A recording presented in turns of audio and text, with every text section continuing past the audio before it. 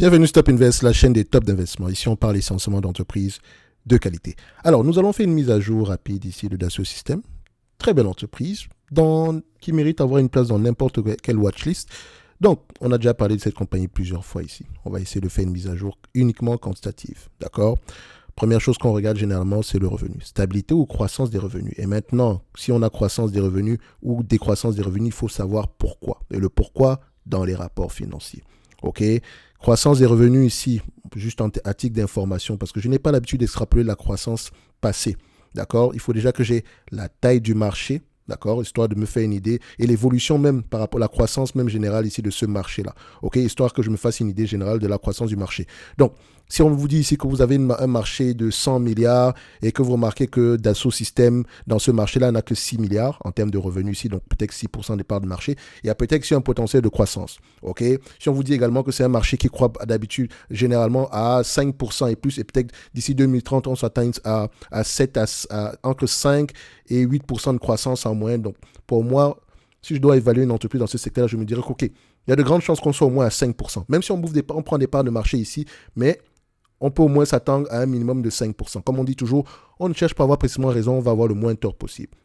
Donc, on veut déjà acheter une entreprise pour moins que ce qu'elle ne vaut déjà aujourd'hui. Toute croissance supplémentaire, ça ne sera que du bonus. OK ? Et donc, quand on regarde la croissance, c'est juste à titre d'information, on a 11% sur les 5 dernières années. Et croissance des revenus n'est pas synonyme de croissance des bénéfices ou des free cash flow. Ne l'oubliez jamais. On peut avoir une croissance de revenus de 11% avec 0% de croissance des bénéfices. Il faut toujours comparer les deux. D'accord? Donc, c'est un abus ici quand on regarde la croissance des revenus pour estimer la croissance des bénéfices nets. OK? 5% de croissance ici. Sur les 5 dernières années également, on a à peu près 11%. Sur les 3 dernières années, on a à peu près également aux alentours de 10%. Donc, on reste à peu près vers cette tendance aux alentours de 10%. Si je regarde un tout petit peu ici sur Fastgraph, je rappelle ici que pour ceux qui sont intéressés par Fastgraph, j'ai un lien d'affiliation ici en description de cette vidéo aussi. Pour ceux qui sont intéressés, n'oubliez pas, ça vient également avec un code discount de 25%. Donc, il faut appliquer le code qui vient avec. D'accord? Donc, ici, DSY. On regarde ça. Voilà. Alors, au niveau de DSY, en termes de bénéfices, on s'attend à peu près aux alentours de 10% de croissance entre 2024 et 2026. OK? Donc, je reviens ici. Ça reste sur la même tendance que précédemment. Et n'oubliez pas, quand je vais lire les rapports financiers, il faut que j'aille regarder qu'est-ce que le management dit par rapport à cette croissance-là. Alors, ensuite, on regarde la marge brute. Stabilité ou croissance. Je vois ici que la marge brute est plutôt stable selon moi. OK? Voilà, on a 1% de différence, donc ça c'est un effet d'optique. C'est plutôt stable, pour moi c'est correct. OK, et 80% de marge brute, c'est magnifique déjà. Donc, ensuite on va regarder l'EBITDA. OK, est-ce qu'il est également stable? Oui, grosso modo, il est plutôt stable. On aime ça. Net income, free cash flow, est-ce que les deux parlent le même langage? Ici, c'est net income, là, c'est free cash flow. Sur les 12 derniers mois, je les mets sur le même graphique. On voit ici que les free cash flow sont plus élevés que les net income. Ce n'est pas étonnant pour une compagnie dans le segment des software. Maintenant, il faut aller regarder la différence provient d'où. Est-ce qu'on a les stock-based compensation? C'est pas très culturellement en France, c'est pas trop ça. Ils n'ont pas la culture. Enfin, je pense pas que ce soit la raison ici. On regarde 184 millions sur, donc c'est à peu près 20%. C'est quand même, c'est beaucoup, hein. À peu près 20% du free cash flow actuel. Grosso modo, c'est en dessous de 20%. D'accord, il faut se dire. Donc, on est peut-être entre 15 et 20% par là. Donc, en dessous on a à peu près une idée générale. Donc, est-ce que c'est bien? Je vous dirais, c'est un peu limite. Mais bon, dans le segment des software, ce n'est pas très étonnant. Le stock-based compensation, c'est quoi? Essentiellement, ici, c'est payer les employés avec des actions. On économise en termes de salaire peut-être, mais en réalité, on dilue l'actionnaire que nous sommes. On dilue ici les actionnaires que nous sommes. OK? Ou bien l'actionnaire que je suis, ou bien l'actionnaire que tu es. Donc, c'est pas du cash qu'on a économisé. Donc, on va peut-être économiser 184 millions, mais on émet 184 millions d'actions. Donc, les deux s'annulent. D'accord? Donc, faites attention. C'est pour ça qu'il faut vraiment retrancher cela du free cash flow. Et si on enlève un tout petit peu ce montant-là, le 184 millions en question, on arrive au niveau des bénéfices nets ici. Donc, on va se dire que bénéfice net, voilà, c'est l'équivalent ici des free cash flow. D'accord? Donc, si on regarde à peu près, on a quelque chose quand même aux alentours des... excusez-moi. Exactement. On a quelque chose en dessous de 15% par là. C'est parfait. Est-ce que nous avons une entité ici qui rachète ses actions? Non.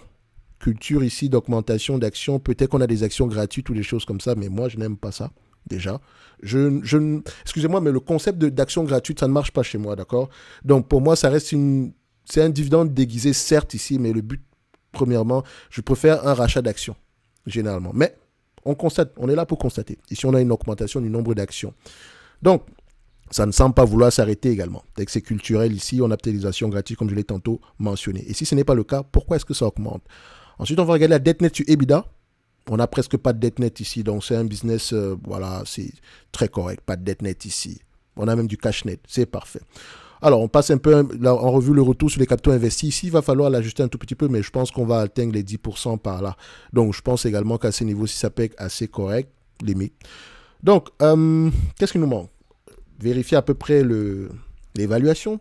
Pour ce genre d'entreprise qui a tendance à faire croire que les bénéfices nets, les free cash flow, des marges brutes assez élevées également ici, je pense, est-ce qu'on a un pricing power? Est-ce qu'on peut avoir des bénéfices nets de plus en plus élevés dans le futur? C'est possible en termes de marge.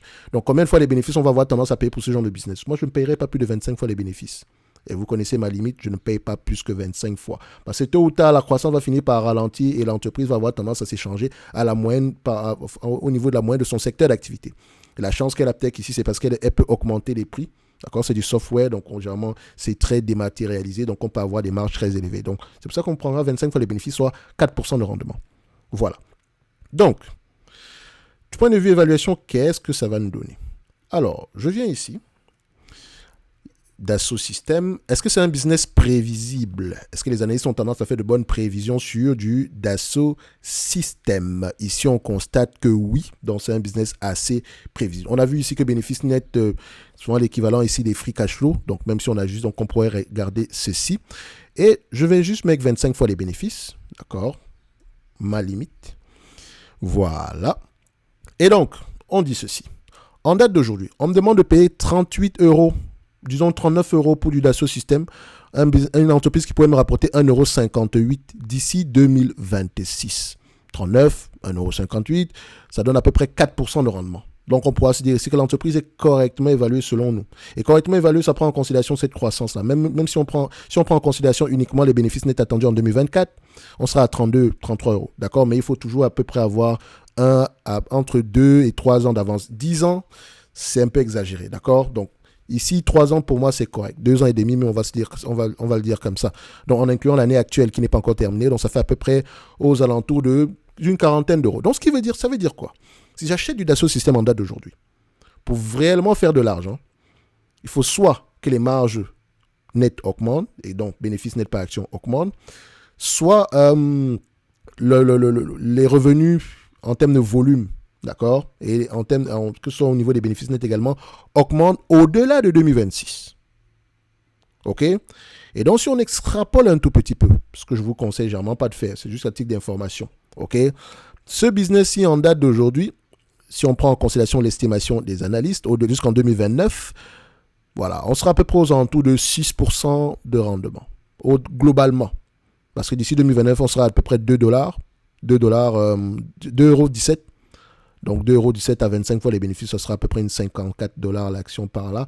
Donc on va se dire que l'entreprise pourrait valoir ce niveau-là, pourrait valoir ce prix-là en 2029. Si on garde ce niveau de croissance, mais entre aujourd'hui et 2029, il y a beaucoup de choses qui peuvent se passer. Et donc pour avoir une idée générale, il faut regarder la taille du marché, d'accord, la possibilité d'augmentation des prix, etc., etc. D'accord? Donc pour moi ici aujourd'hui, déjà, c'est ne pas de surpayer pour la croissance. Est-ce qu'on surpaye réellement pour la croissance ici? Je dirais non. Si vous avez du Dassault Systèmes en dessous de 40 € ici, c'est parfait. Gardez vos actions. OK? Et c'est pas moi qui fais baisser le prix de l'action non plus, mais nous, clairement ici, si on nous propose du Dassault Systèmes aux alentours d'une trentaine d'euros ou bien aux alentours de 25 € par là, pourquoi pas? Je ne vous ai pas demandé d'attendre du 25 €, ça ce n'est que mon avis à moi, d'accord? Nous, on va avoir un rendement plus élevé par rapport au prix d'acquisition.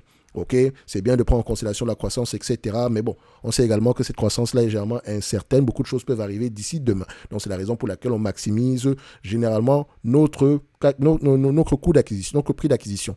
OK, donc, je ne suis pas en train de vous dire que Dassault est surévalué ni quoi que ce soit. Je prends qu'au prix actuel, c'est correct. Je l'achète aujourd'hui, c'est parce que je pense qu'on aura une croissance plus élevée au-delà de 2026. Et là, je dois faire le travail nécessaire derrière.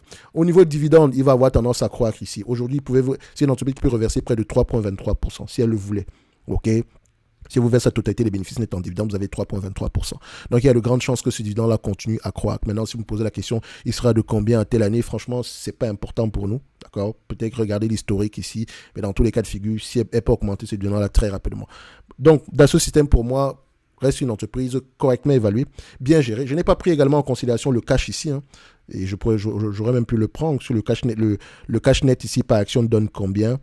On aura à peu près, voilà, dette nette ici, mettre une dette nette ici n'est positive, alors qu'on a vu ici que la dette nette est plutôt négative. Donc, pour diviser ça par le nombre d'actions actuelles, vous allez trouver à peu près combien est-ce que vous pouvez faire, combien est-ce que vous allez prendre pour additionner ici. Donc, le nombre d'actions, on avait près de 1 milliard, donc à peu près 1 euro par là, donc ça ne change pas grand-chose.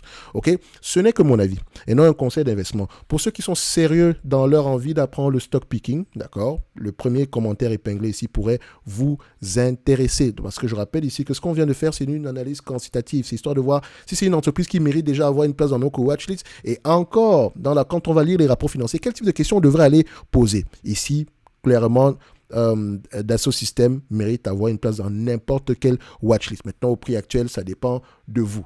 Donc, on va se donner rendez-vous sur la prochaine vidéo. Un like, un abonnement, un commentaire, ça fait toujours plaisir. Merci.